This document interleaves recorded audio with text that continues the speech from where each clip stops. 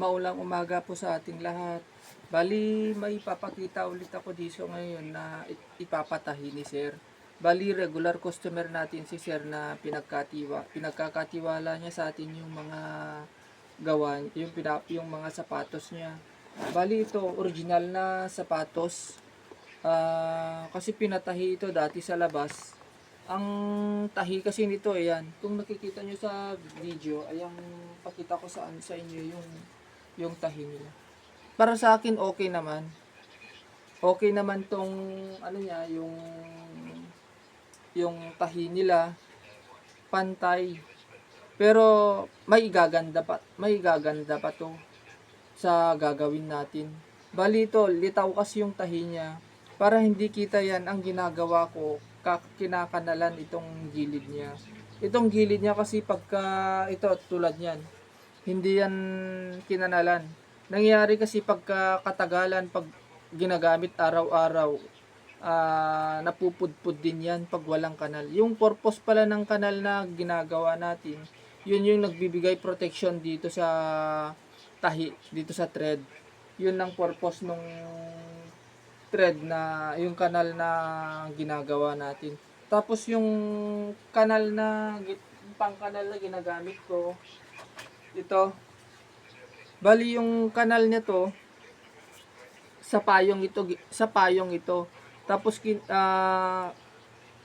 hinahasa muna to bago ito kinakanalan, tapos nininipisan para yung hindi masyadong maluwag yung ano niya, yung kanal, dapat yung medyo makipot ng kaunti para fit yung ano niya, yung thread para lubog.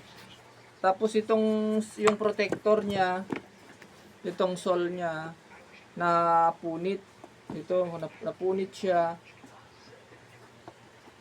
Itong selas niya kasi hindi dinikit eh. Hindi ito dinikit. Bali sinalpak lang siguro na expire na. Buti hindi nawala itong protector niya. Kaya andyan pa rin, babalik natin to. Tapos itatahirin natin ito. Bali doble ang ano nito, ang pagkatahi ang gagawin natin dito. Dito sa gilid saka sa ibaba. Itong ano kasi ang ginawa nila dito sa ibaba, sa gilid lang, kaya ang gagawin natin, kakanalan muna bago tatahiin itong swelas ng sapatos na to. Bali, pang hiking itong sapatos na to. Matibay siya talagang, ang tatak niya, high-tech, waterproof yan. Ito kasi yung swelas niya, okay pa. Parang matagal nang nagamit. Tapos, itong ano niya, wala pang ka-damage sa upper niya. Sa upper wala pang ka-damage. Ganito katibay yung sapatos na to. Nakikita mo talaga na luma na siya pero wala pang ka-damage. Ganito talaga yung nakikita kong sapatos na matibay. Tapos may ano pa yung pares, yung mga kasamahan ng sapatos na to na yung kay Sir din, nag-iisa lang kasi may-ari nito. Ito yung ano, yung tahi niya. Tapos yung thread na nilagay, manipis. Gagawin natin dito kakanalan bago natin tatahiin. Ayan. Tapos itong swelas niya, ganito rin. Natuklap din. Bali itong mga sapatos na ganito, lalong-lalo na sa mga may protector, katulad nito. Ito kasi pinakaapakan. Bali ang ganitong swelas kasi, nangyayari, pag sa gilid mo lang tinahiyan. Tapos dito sa ibaba, hindi. Nangyari dito na matutuklap yan kung nakikita nyo. Natahi ito, hindi mahihiwalay. Pero itong swelas niya dito sa baba, nahihiwalay.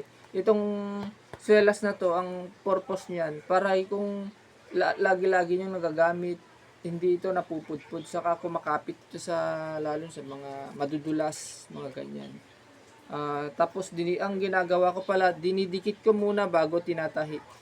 Ngayon, papakita ko sa inyo kung paano ko niraragbihan yung sapatos dito sa video na to.